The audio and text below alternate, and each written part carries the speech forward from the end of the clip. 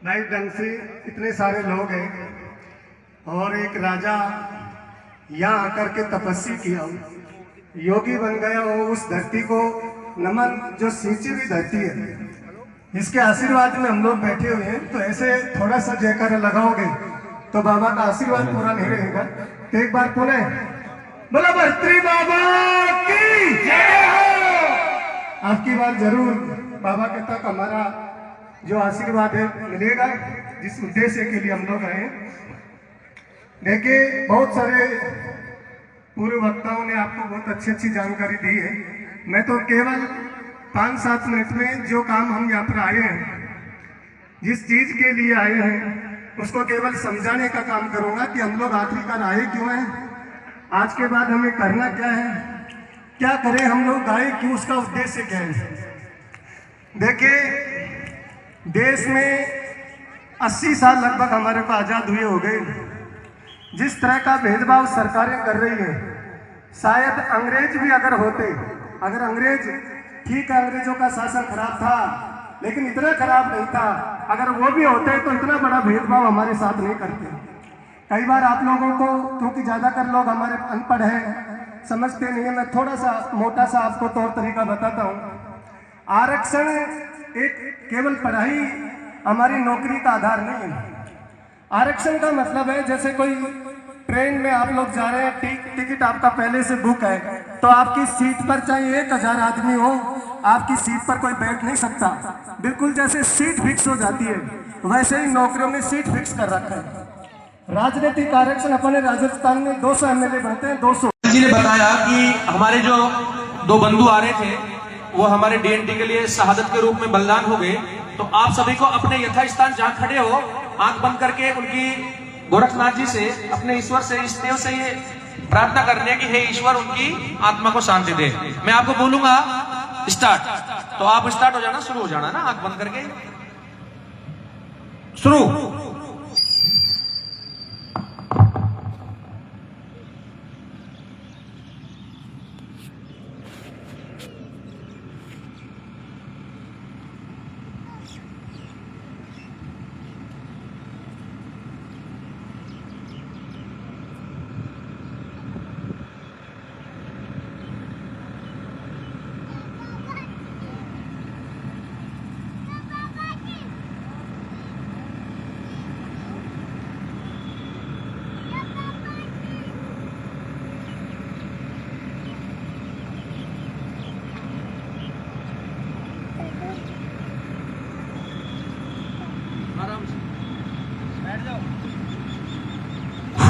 आराम से एक साथ अपने यथास्थान बैठ जाओ, सभी बंधुजन बैठ जाएं और शहादत बेकार नहीं जानी चाहिए। निर्मल जी अपने कंटिन्यू रहेंगे अपने विचारों से, संक्षिप्त वाणी से कम समझ।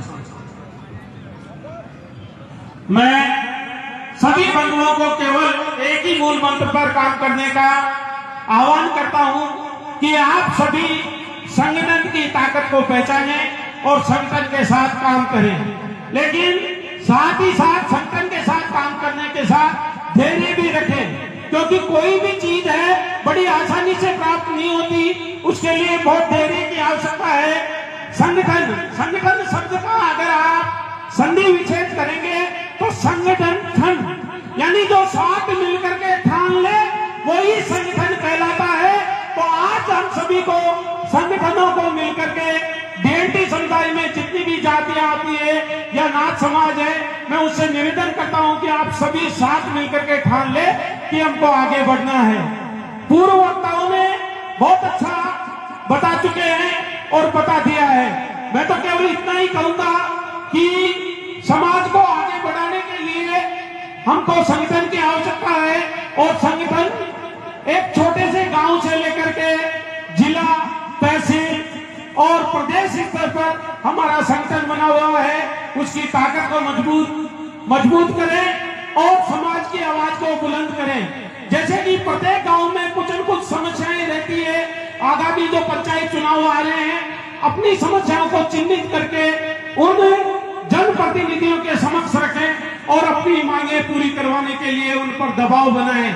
जो हमारे प्रतिनिधि विधानसभा में बैठते हैं, सभी अपने विधायकों से अनुरोध करें और हमारी मांगे समाज के सामने या विधानसभा में रखने के लिए उन पर जो प्रश्नकाल होता है, उस प्रश्नकाल में हमारे समाज से संबंधित एक मांग जरूर उठाएं। जब सभी जिलों से हम इस तरीके की मांग करेंगे तो हमारे प्रतिनिधि, चूंकि वो सब चीजें रिकॉर्ड में आती है, विधानसभा में जब सत्र चलता है, बजट सत्र जब चलेगा और बजट पर जब चर्चा होगी हमारे समाज को कितना मिला, तो उसमें जो चर्चा होगी वो लिखित में होगा। और लिखित में होने का मतलब ये है कि हमारे समाज की समस्याएं सरकार के सामने रजिस्टर्ड हो गई है।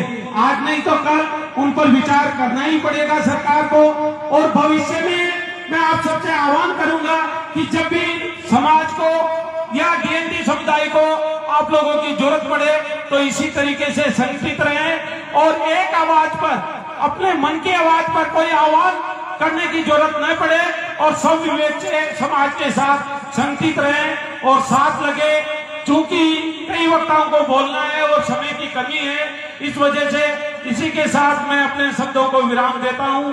जय बोलो बद्रीनाथ जी महाराज की। आदरणीय निर्मल जी जो टॉक से हैं, इनके पिताश्री बजरंग जी हैं सर, इन्होंने अपने उद्बोधन से सभी को लाभान्वित किया। अगले वक्ता के रूप में दिलीप जी पावटा रहे तैयार। एक मिनट बंधुओं, घटना जो दुखद हुई है हम सभी को उसका दुख है, लेकिन हम सभी को समझदारी दिखानी है।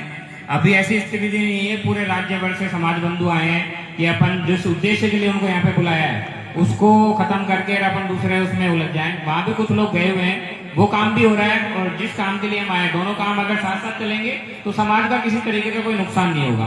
तो आप